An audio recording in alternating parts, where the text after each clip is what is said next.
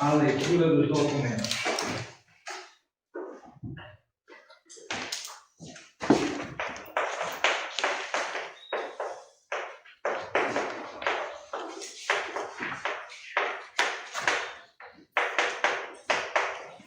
O primeiro dos quais é a contracultura.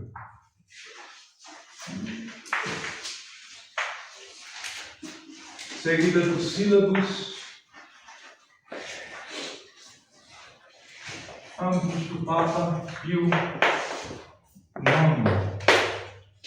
que reinou, se não me falha a memória, de 1846 a 1878, me parece. Isso. Agora aqui está 31, foi 31 que ele 1978. Agora ele foi desde 1931. Foi o Papa que mais andou na história, né? Sabe disso, né? Sabe disso? Superou os anos inteiros. Viu o nome? O Papa que mais andou na história. Dizem que quando ele era pequeno, até rapazinho, ele era epilético. Então ele foi para uma casa religiosa e disseram que não podia ser epilético. Ele pediu ao Nosso Senhor, tudo acabou curando. Curou e chegou a ser Papa, né? Veio aqui na América do Sul, antes de ser Papa, é claro, né? Veio aqui, mas foi pelo lado do Peru, por ali. Ele foi ajudante de um múncio, parece. Não era padre, né? Veio aqui na América do Sul. Foi um dos papas que mais passaram vicissitudes na história da igreja. Porque foi no período dele em que se deu a perda dos estados pontifícios. Aquele famoso, vocês conhecem isso, né? Tem alguma noção de história da igreja, né? Foi nesse período que houve a unificação italiana, porque não existia Itália, né? A Itália era uma região com várias cidades, que era a região mais desenvolvida do mundo, né? Naquela época. De séculos, foi a mais desenvolvida, sobretudo do ponto de vista cultural, né? Porque os estados pontifícios estavam ali. Mas os inimigos de Deus fizeram o complô mesmo para tomar os estados pontifícios, e foi justamente no período de Pio IX. Né? Antes de começar a leitura, eu quero só ler algo, um pouco voltando ao nosso tema, as partes anteriores, só um pouco, mas porque nós vamos citar papas, né? Faz parte aqui do editorial de Sol da Terra, do número 99. O protestantismo no coração da subversão moderna. Como está em francês, vocês certamente não leram, porque alguma coisa está sendo traduzida. Eu estou traduzindo alguma coisa para o Jornal do Mosteiro, né? Por sinal, eu vi o primeiro número sair, né? Eu não vi mais nada, tá bom, acabou. Mas não, quando eu entrei no site do Mosteiro, eu falei, já está continuando, está publicando. Eu não sabia. Já foi até março, né? Vamos publicar o outro? Acho que agora é trimestral, né? Março, abril, maio, junho. Acho que agora sim. Vamos publicar. Tá bom. Então, eu vou voltar a traduzir, que eu traduzi muita coisa, né? Eu queria saber, esse é o Carlos que está mexendo com isso, é o Carlos Bezerra, né? Isso, Carlos. Entrei em comunicação com ele, porque isso poderia continuar. Porque eu publiquei várias coisas, inclusive um artigo que deve ser lido para ajudar aqui, que é o sílabo, o sinal de contradição. Eu traduzi também na revista Sol da Terra. É sobre os sílabos. Então, é interessante ler sobre isso, né? Não sei se ele publicou completo, não sei se... Porque, às vezes publicou uma parte para publicar outra. Isso. Né? Publicou completo esse? Eu não lembro, esse eu não lembro. Eu vou olhar se publicou completo esse artigo que eu traduzi.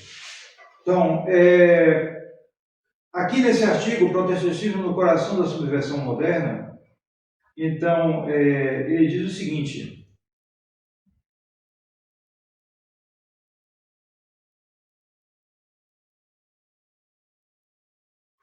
ele diz que os papas, vários deles, durante mais de um século, eles repetiram, sem se cansar, que a revolução com R, quer dizer, a revolução em geral, mas sobretudo a revolução francesa, era filha do protestantismo, que é uma coisa que ninguém fala por aí. Ninguém fala. Você já ouviu falar isso por aí? mesmo entre autores católicos assim, mais corretos, eles não falam isso assim. A Revolução Francesa foi uma vingança do protestantismo. Então eu vou citar aqui o Papa Pio VI. Citar, gosto dos papas, né? E notem bem, não só o conteúdo, mas o teor, a forma como eles falam, né? Desde há muito tempo, já os calvinistas tinham começado a conjurar na França a ruína da religião católica. Mas, para chegar a isto, era preciso preparar os espíritos. Foi com este objetivo que eles se ligaram com os filósofos perversos. A Assembleia Geral do Clero da França de 1745, 44 anos antes da Revolução, veja só, a Assembleia Geral do Clero da França de 1745 tinha descoberto e denunciado os abomináveis complôs de todos estes artistas artesãos da impiedade.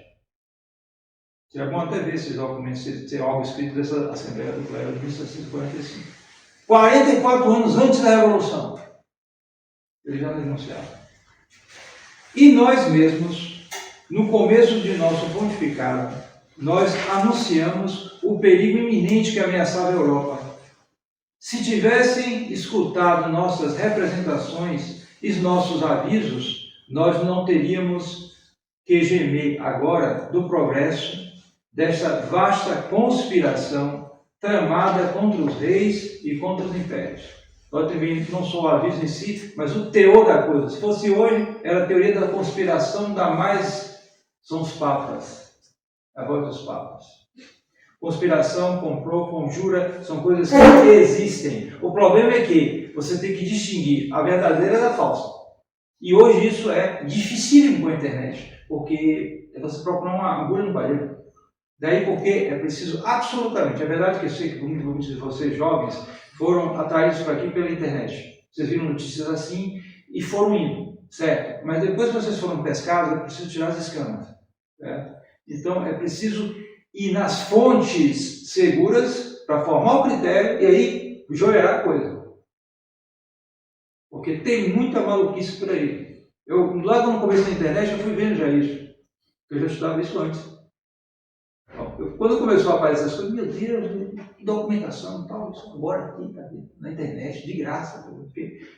Mas depois a gente ia vendo livros assim, falando sobre a Revolução Iluminada da Gaveta. Então, é Hitler que pegava disco voador, não vocês.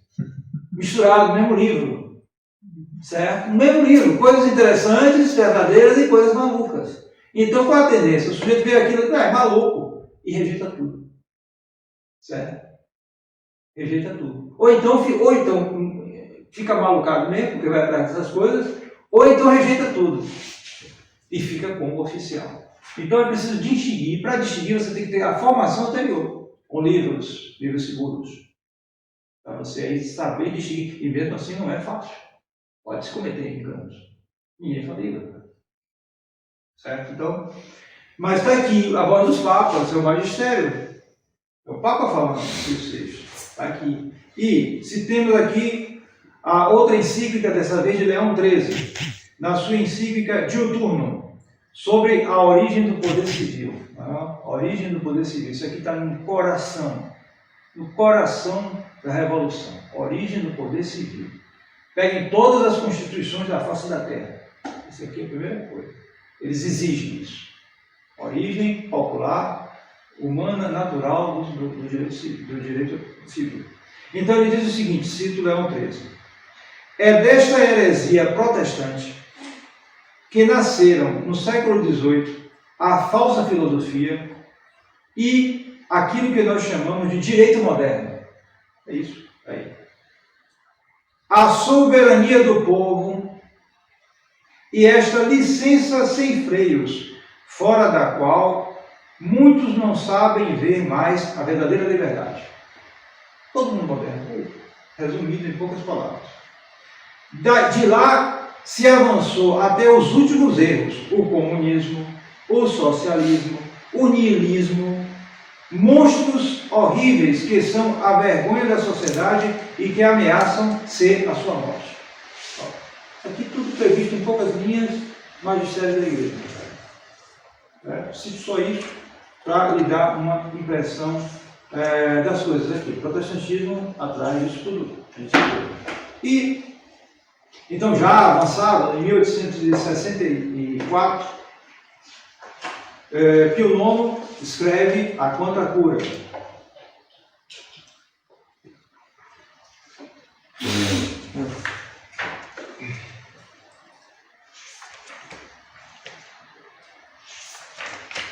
Como é o primeiro documento? Sim, pode tentar. Para começar a ler, né, eu queria só saber se o senhor só pudesse falar assim, qual que é a diferença de quando fala carta encíclica, exortação apostólica, constituição dogmática? Isso é só o nome que dá ou tem alguma? Não, tem funções diversas. Aí você tem que ver, você tem bulas, carta apostólica, motu proprio, encíclicas, etc. A característica da encíclica, por assim dizer, é algo mais geral para todo o órgão católico. Entendeu? É uma coisa muito mais geral. Não é um documento destinado para uma diocese, para esse ponto, aquilo, ou para várias dioceses, não, para todo mundo católico. Ela é mais geral. Porém, ela não é dogmática em si, quer dizer, ela não é infalível em si mesma.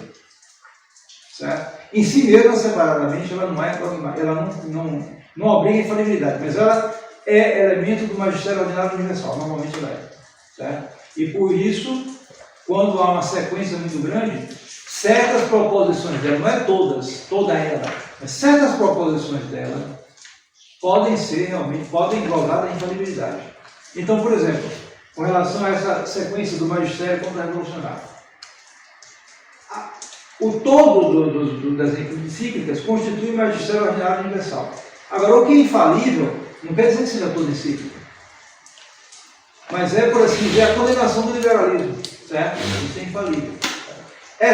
Eventualmente pode haver algo infalível numa encíclica, se o Papa disser muito claramente. Mas é um ponto, tá entendendo? Precisa distinguir o todo do documento e a condenação. Mesmo nos concílios, concílio de Trento, quer dizer que cada palavra ali é infalível? Não. São as condenações, quando são claramente explicitadas. Fora isso, não. Então, é preciso compreender, pode dar mais de confusão, entendeu? Quanto à relação à encíclica, é essa a diferença. É um documento dirigido em geral. E há diferenças justamente com outros documentos, tá entendendo? Diferente grau de autoridade, destinação, etc. Então, mas só, assim, a bula, quando fala bula, é o quê? Bula é porque antes esses documentos, bula quer dizer bola, esses documentos eram fechados com uma bola. Daí o nome bula.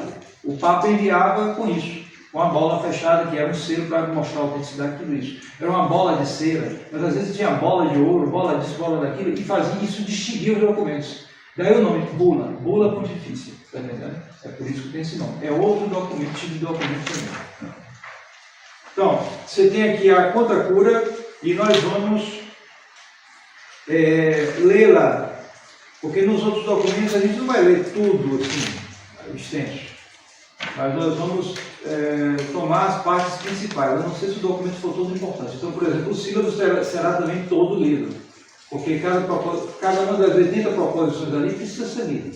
Então, ali vai ser todo lido. Para os outros, nós leremos extratos grandes, mais ou menos grandes, a depender da importância do assunto, da oportunidade do assunto. Porém, aqui eu gostaria, não é tão grande a Contra Cura, de fazer a leitura inteira do documento, porque acostumar vocês com a linguagem, a forma do documento da igreja. É preciso não só aprender os princípios, mas se impregnar dessa maneira, porque certamente vocês não estão acostumados com isso no ambiente que se vive hoje, na igreja conciliar, a falta de seriedade, tudo isso. Você pegar um documento, a voz da igreja, é muito importante. Ler e se impregnar desse espírito, dessa maneira. A clareza, a solenidade, a precisão dos termos, que é o contrário desses documentos atuais. Então, vou começar a ler e vou parar em alguns pontos, sim, para assinalar a importância desse ou daquele ponto. em vista do nosso objetivo de explicar o magistério contra-revolucionário. Quanto à cura, condenação e proscrição dos graves erros do tempo presente. Encíclica de 8 de dezembro de 1864. Ela comemora 10 anos de quê? 10 anos de... 10 anos da proclamação do dogma da Imaculada Conceição, feito pelo mesmo Pio IX, porque como Pio IX reinou uma quantidade de anos enorme, então muita coisa aconteceu no pontificado dele, e uma das mais importantes foi a proclamação do dogma da Imaculada Conceição em 1854, proclamação esta que foi, por assim dizer, ratificada pelo céu com as aparições de Nossa Senhora de Lourdes em 1858, onde ela se declarou Imaculada Conceição. Ponto primeiro. Por que mais um detalhe? Por que esse nome? Por que as encíclicas têm esse nome em latim? Quanta cura, libertas prestantissimi, pascendi domini gregis. Por que elas têm esse nome? Vocês podem pensar que o nome dá o tema geral. Não. Por exemplo, aqui. Quanta cura, quer dizer, com quanto cuidado em latim. Então, com quanto cuidado? Qual é o tema aí? Não dá tema nenhum. Então, por que eles têm esse título? Porque é costume, pelo menos nas encíclicas, e acho que também em outros documentos pontifícios, o título ser as primeiras palavras do documento. Por isso. Então, como aqui no caso corresponde, porque começa em português com o mesmo tema. Com quanto cuidado, quanta cura. Mas em outros não. Por exemplo, pascendi domini gregis, de apacentar o rebanho do Senhor. Então começa assim, se não me falha a memória. Ofício, pascendi domini gregis, algo assim. O trabalho de apacentar, em português não corresponde, mas em latim é assim. Porque latim, você sabe, né? A ordem, né, pode ser um tanto... Você tem mais espaço para elegância, para fazer, porque ela é uma língua sintética, né? O final da palavra dá função lógica, né? Pelas como é o nome? Esqueci agora. Declinações. Declinações? Declinações, exatamente. 5 declinações latinas. Então tem mais espaço para isso. Então, já costume, não sei de quanto remonta isso, das encíclicas terem por título, as primeiras palavras delas. Então, em latim. Então, em latim, a encíclica começa, quanta cura. Então, fica assim.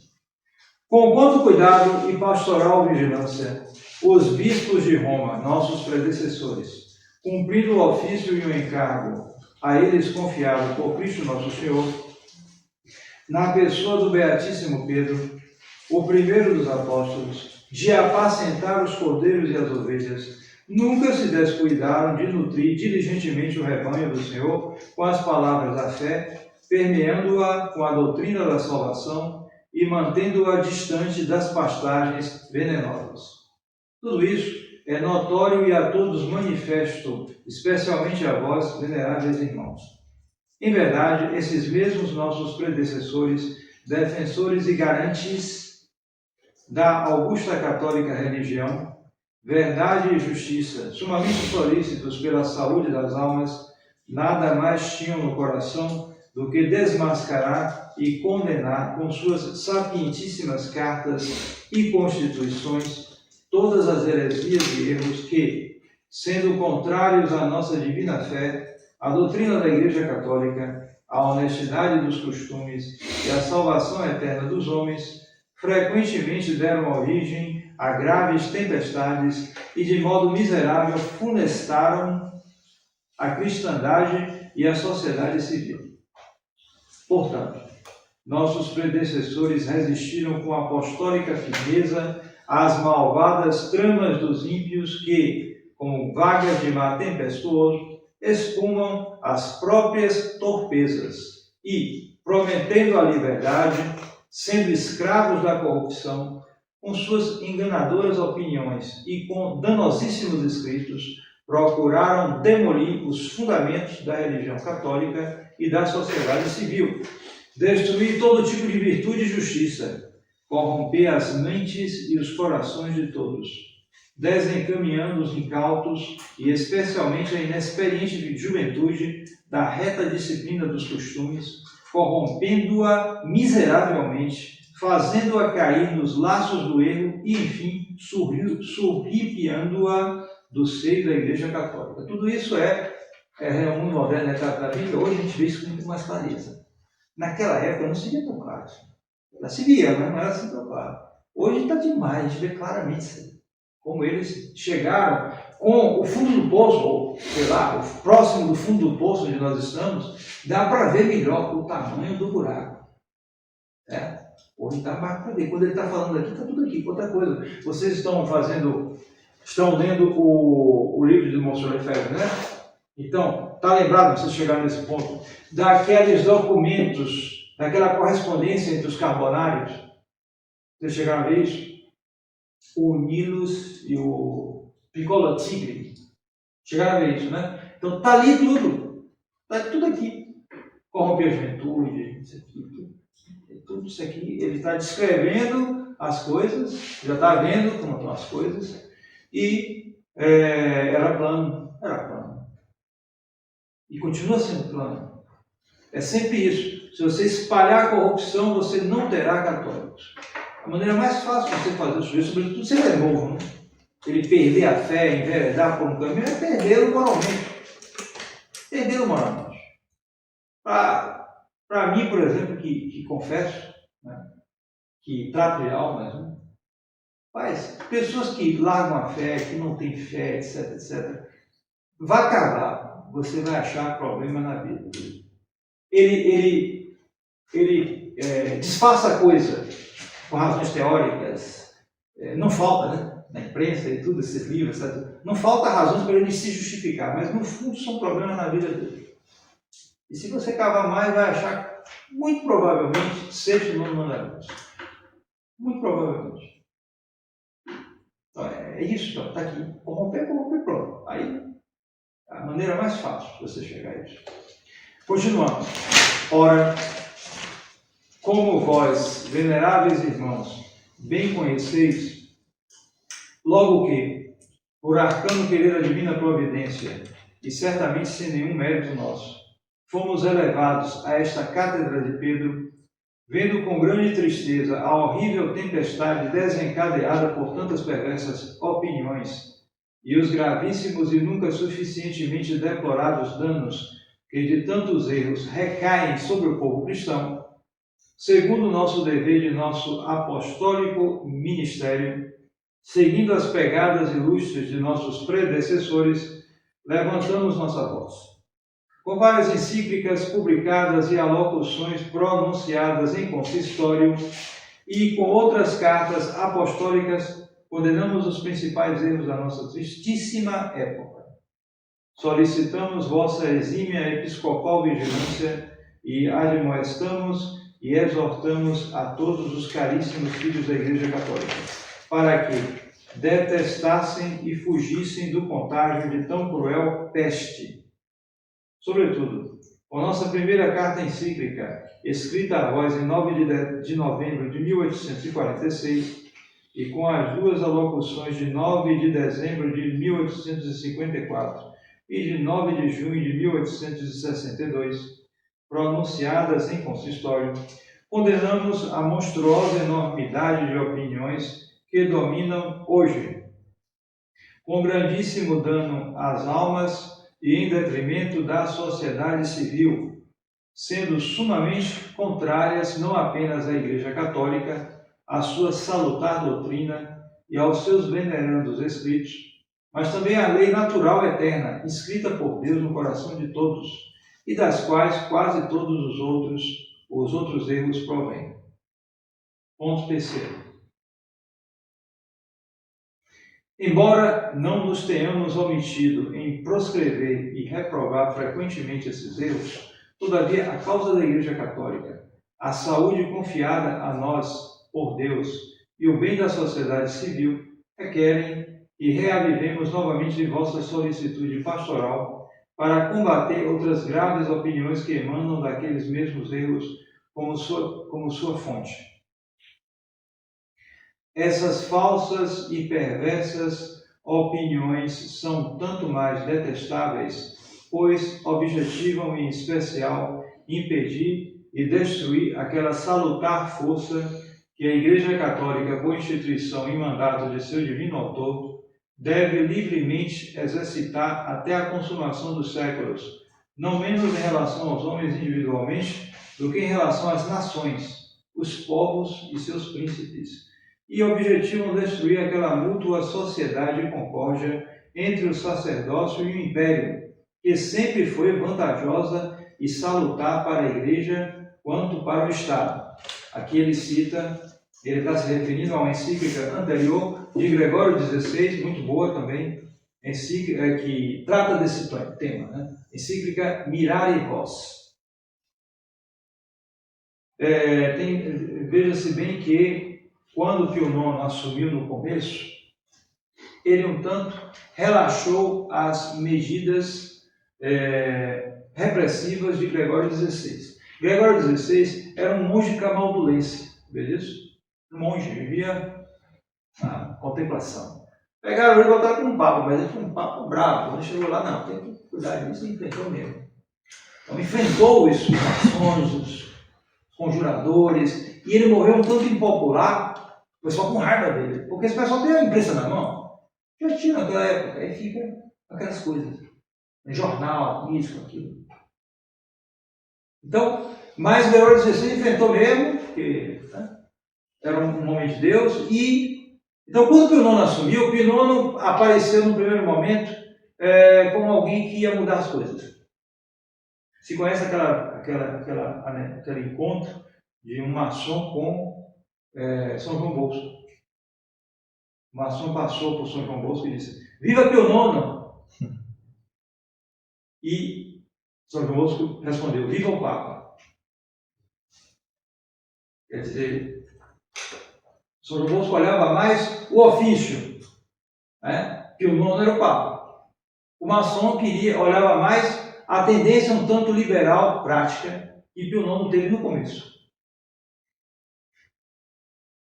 Só que depois ele se arrependeu amargamente porque Pio IX, antes de perder os Estados Pontifícios, teve que fugir do Vaticano, né?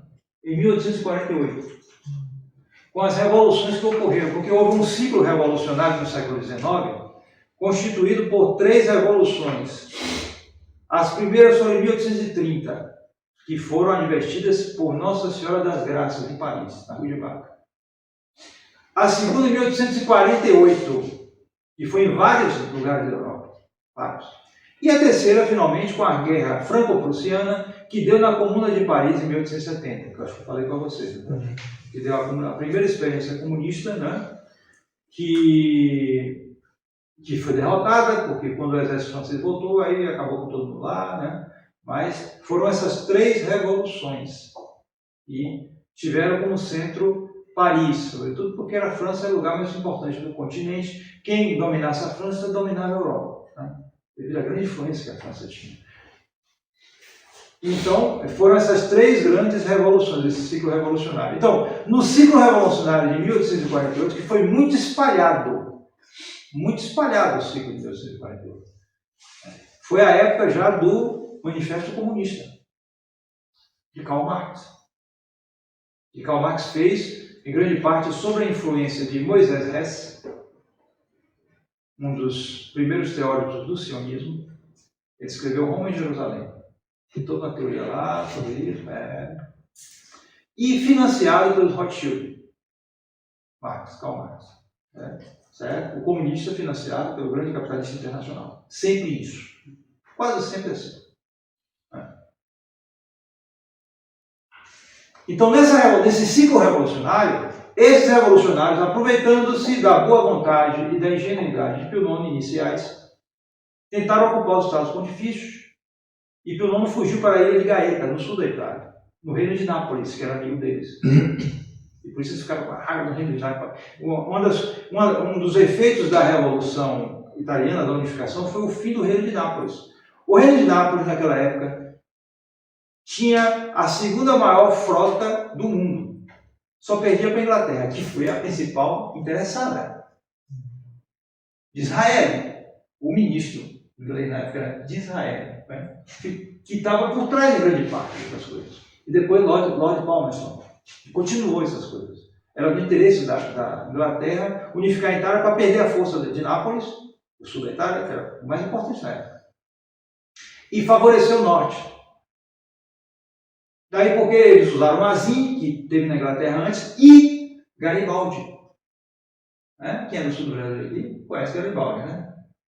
Ele estava lá no sul, aqui no sul do Brasil. Por que ele estava trabalhando ali? Ele estava trabalhando pela separação do sul do Brasil. Certo? Dizem que ele tinha um pedaço de orelha cortado, parece que ele roubava gado aí, pegava ele. Então ele era um iniciado, todo esse pessoal é tudo iniciado em sociedade secreta, né? Não precisa dizer, toda essa turma toda. Então, Garibaldi, que estava trabalhando pela separação do sul do Brasil aqui, e perdeu, felizmente o imperador venceu. Então ele foi para a Itália para trabalhar pela unificação. Está entendendo? Então, unificação, separação, tudo isso é coisa relativa. O que interessa é o interesse deles. Pode servir para um lado, pode para o outro não servir. O Império Espanhol foi repartido, foi rasgado. O Império Português só escapou por causa da monarquia. Mas o objetivo era esse. Se vocês conhecerem a história do Brasil, você vai ver que houve várias. Era para ter Bahia, Pernambuco, sul do Brasil, São Paulo, brigado com Minas. Era isso. O objetivo era esse. Mas não conseguiram, infelizmente. Então deu o Brasil. Tá? Mas ele não desistiu disso, não. Eu não acredito que ele tenha desistido. Tá? Mas, do lado do norte, o que você vê? Unificação. Os Estados Unidos era uma tripinha de ferro. Veja a história dos Estados Unidos. Foi unificando, até ficar um país do tamanho do Brasil. Você vê o objetivo inverso. Depende dos interesses. Era ali que eles puseram. Ali eles iam montar em cima, para a partir daí guiar as coisas. Com outros centros. Que foi, por exemplo, a Rússia, né?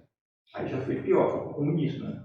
Eles tinham que derrubar o czar, foram financiados pelo pessoal do Stalin lá de Nova York, tomaram o poder na Rússia e firmaram aquele poder. Então, o Papa passou por isso, ele teve que fugir, mas depois ele conseguiu voltar, venceu. Então, houve esse primeiro. Então, quando ele voltou, ele aprendeu. A partir daí, ele mudou profundamente. Então, essa encíclica aqui, a Quanta Cura, já é do período depois da volta dele da Ilha de Gaeta. Depois do exílio. Há umas palestras. É interessante, achei, eu ouvi alguma coisa, não é padre da tradição, é padre sim, linha média, né? Um historiador, padre Sáenz, né? Argentino, está em espanhol. Tem aqui. Estuda em espanhol, né? Pelo menos espanhol. Francês também seria muito bom, inglês também, mas pelo menos espanhol que é mais fácil. Há umas palestras sobre isso, Pio IX, sobre tudo isso, é muito interessante. Dá uma disposição boa sobre esse assunto. Qual o nome? Padre Sáenz. O que eu ouvi me pareceu interessante. Está no site Stati Veritas. Argentino.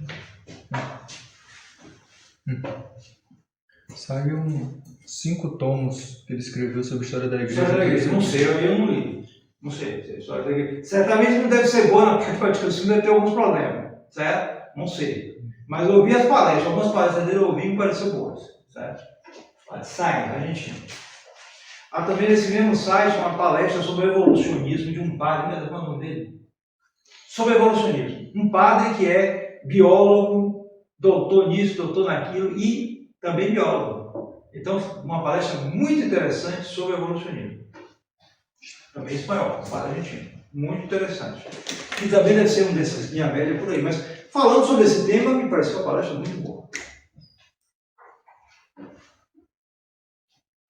Continua Pio IX. Afinal, bem sabeis, veneráveis irmãos, que neste tempo se encontram não poucos que, aplicando à convivência civil o ímpio e absurdo princípio do naturalismo, ousam ensinar que, abre aspas, o melhor ordenamento da sociedade e o progresso civil exigem que a sociedade humana seja constituída e governada sem nenhum cuidado para com a religião, como se ela não existisse, ou ao menos sem fazer distinções entre a verdadeira e as falsas religiões. Fecha aspas. Contra o ensinamento das Sagradas Escrituras, da Igreja e dos Santos Padres, não duvidam em afirmar que, abre aspas, a melhor condição da sociedade é aquela na qual não se reconhece ao império o dever de reprimir com penas estabelecidas os violadores da religião católica, a não ser quando isso seja requerido para a paz pública. Fecha aspas. Leia Dignitatis Humanae do Vaticano II. É isso aqui que está sendo condenado por Pio IX. Isso aqui. Mentira tem bom. Continua o Papa.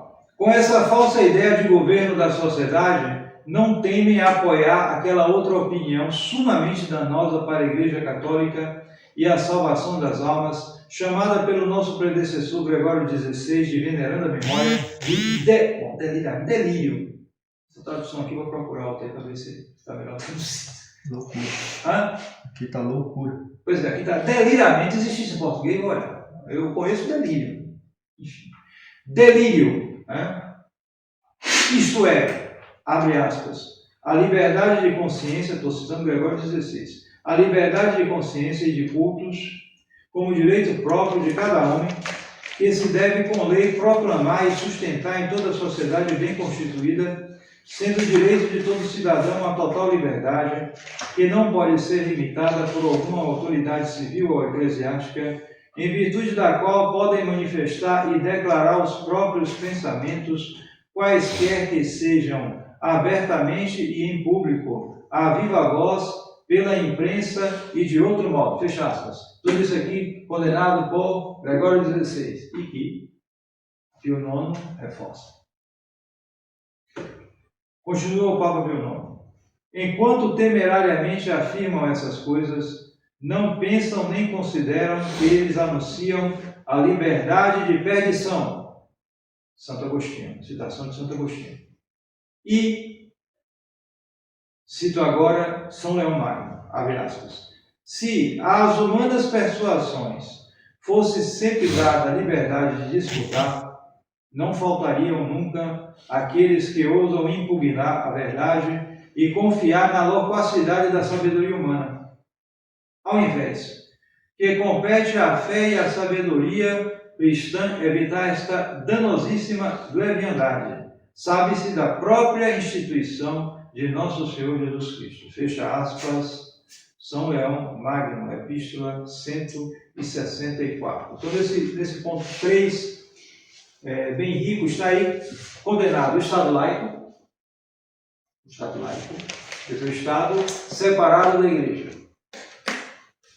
O regime ideal é o regime do Estado unido à Igreja, portanto.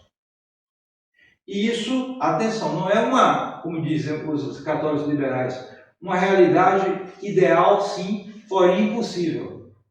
Na prática, não pode ser assim. Não, nada disso. Certo? Isso é complicação e sofisma dos católicos liberais. Os católicos liberais, que estavam justamente se desenvolvendo por essa época em que o IX os condena, né, com essa contra cruz sílabos, eles queriam batizar a Revolução. Queriam batizar a Revolução. Queriam justamente o que fez o Vaticano II, segundo as palavras do próprio Cardeal Ratzinger, ou seja, assimilar 2 séculos de cultura liberal. Naquele ponto eles queriam assimilar meio século, mais ou menos um pouco mais. Né? Eles estavam meados do século XIX.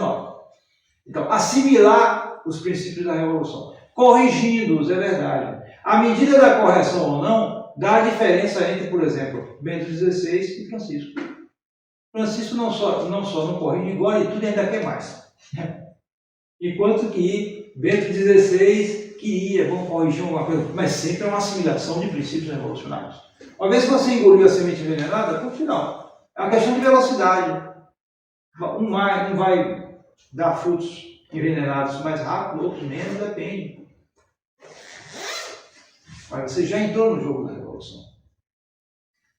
Então, aqui está condenando justamente isso, essa separação da Igreja do Estado, que foi o ideal da Revolução Francesa. Então, os católicos liberais eles achavam que isso, ao regime de união, isso era impossível e, portanto, na prática é preciso assimilar esses princípios. Isso é falso. É verdade que você tem certas condições diante das quais você tem que ter tolerância. É o caso, por exemplo, da liberdade religiosa. Quando se fez o esquema preparatório do esquema da Dignitatis Humanae, da liberdade religiosa, havia duas correntes. O senhor Lefebvre viu o debate. Duas correntes. A corrente do cardeal Bea e a corrente do cardeal Ottaviani.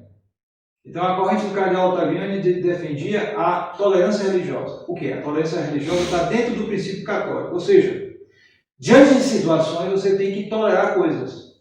Então, já na década de 60, a Revolução tinha avançado, os povos estavam bem destruídos, então era preciso tolerar coisas. Havia muita religião falsa. Aqui no Brasil mesmo. Como é que chegaram os primeiros protestantes? Aqui mesmo, em Nova Friburgo, né? Luteranos, tudo.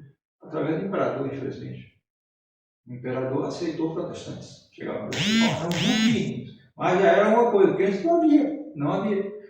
Apesar de tudo, no final do Império já havia 99,8% de católicos. Os protestantes eram nada, ou quase nada. Mas já tinha chegado os primeiros grupos de imigrantes, porque havia imigrante alemão que vinha, então havia os católicos, havia os protestantes. Não, mas o Estado é laico, aí pronto, entravam protestantes. Suíço também, muito protestante, havia católicos, protestantes e tal. E assim por diante. Então,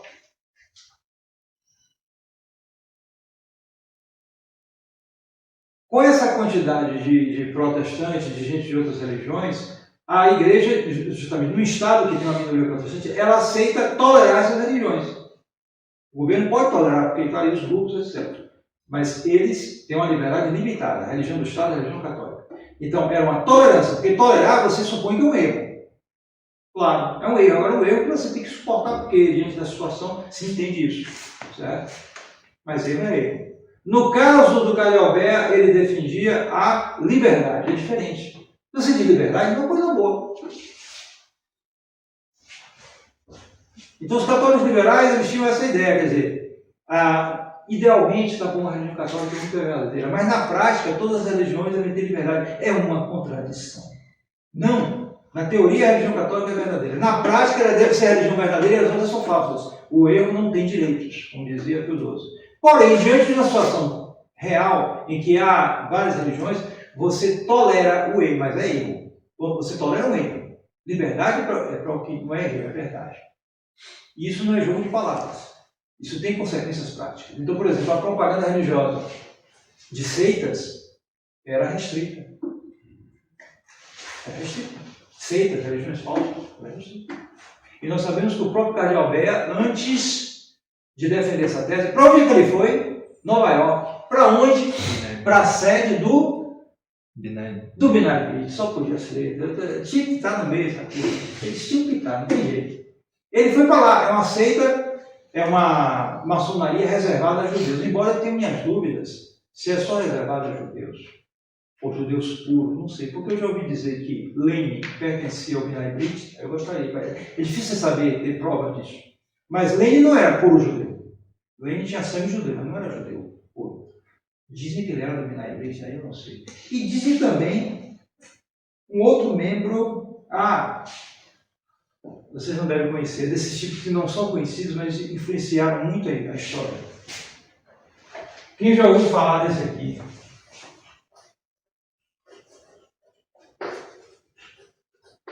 É um nome só.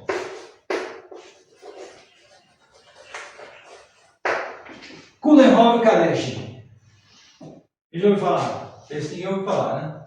No entanto, ele fez um livro que foi a base da União Europeia. Esse Coudenhove Kalesch era uma mistura de alemão com japonês. A cara de japonês puxado não era alemão, misturado. Então ele já era esse tipo assim. Então ele propugnava. Não, meu Deus. o livro dele, esqueci, era a mistura, a mestiçagem total do mundo. Certo? Ele era um mestiço também, né? Veja bem, essa questão da mestiçagem, a gente tem que olhar com calma, né? Com precisão. Todos nós, praticamente, brasileiros, somos mestiços. Tem brasileiro, tem nome português. Menos que tem nome alemão lá do sul do Brasil, muitos têm sangue de burro, como eles dizem, né? A mistura é muito grande no Brasil. Onde o catolicismo predominou, houve mais mestiçagem do que dos protestantes, é um fato. Porém, a mestiçagem era sob a tutela da igreja, certo? A igreja aceitava, inclusive, às vezes até estimulava a mestiçagem, mas para fortalecer o catolicismo. Quando havia outra raça, não. Alemão, branquinho, galeguinho, protestante, outro galeguinho católico, não. É religião.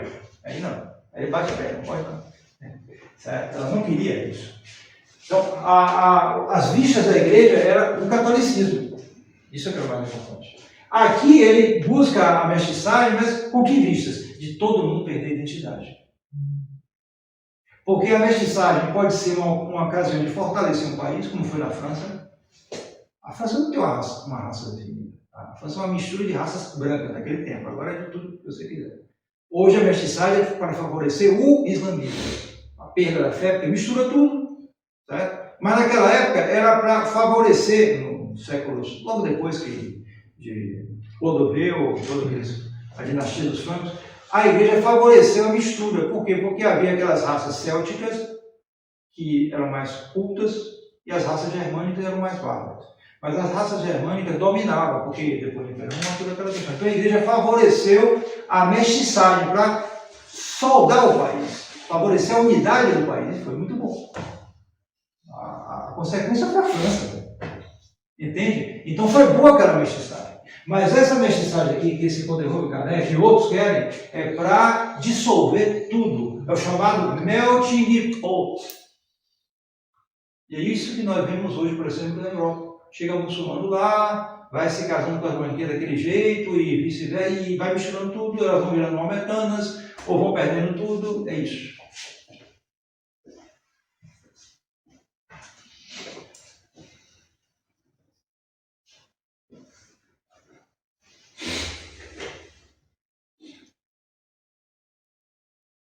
Poderroso Calef, então, era um desses que queria a União Europeia. Às vezes eles querem separar, às vezes eles querem unir, a depender dos objetivos dele. Então, voltando ao tempo de Pio IX, Pio IX passou por isso. Depois que ele voltou a Gaeta, ele fez essa encíclica e outras, tempos depois, onde ele proclamava que todas essas ideias liberais eram um delírio. Liberdade de consciência, liberdade de cultos, que ele cita Gregório XVI, né? Gregório XVI combateu esse pessoal e chama tudo isso de liberdade de perdição. Ou seja, essa liberdade, ou esse Estado laico, então, dá essa liberdade dos cidadãos de pensar e manifestar o que quiserem. Isso ele chama de delírio e liberdade de perdição. Então, vamos fazer agora, né? O intervalo, retomar mais ou menos por volta de 9h30. Nós retomaremos o parágrafo número 4.